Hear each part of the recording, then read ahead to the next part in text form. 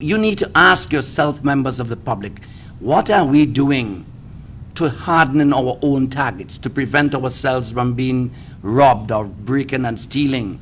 And a simple thing as having a dog at home is a very helpful thing.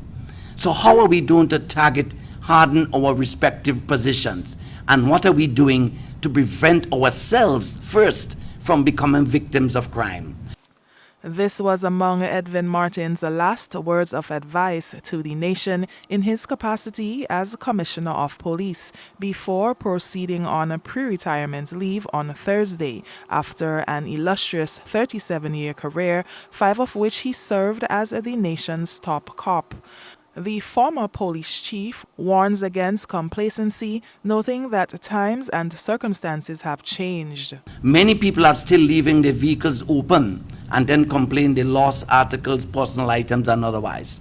Persons are leaving their houses unlocked simply because we still feel that Grenada is a very safe place. But our circumstances has changed. Things have changed and our attitudes have to change in respect to criminality in 2 contexts. 1, what can we do to protect ourselves first?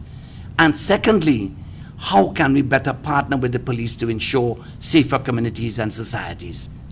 Prime Minister Deacon Mitchell agreed with Martin's comments, however noted that Grenada is still one of the safest places in the world.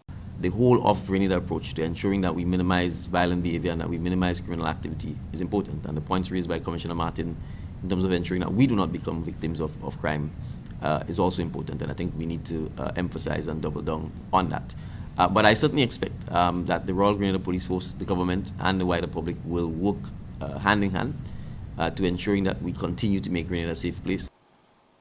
While there has been a reduction in criminal activity during the first quarter of the year, especially sexual crimes against women and young girls, the RGPF has been observing an increase in the number of illegal guns, gun-related and violent crimes compared with corresponding data for the first quarter of 2022.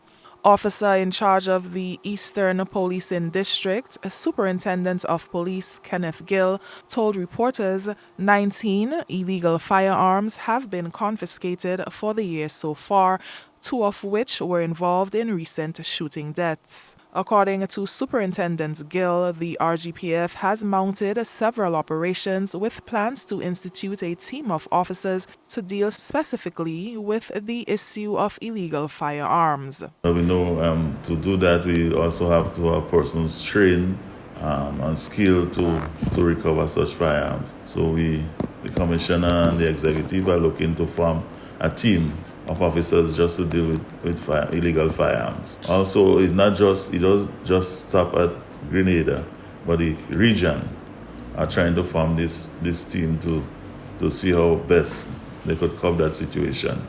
So minimize the use of firearms in our trial and state, and to also see how best we could stop those firearms from coming into our country.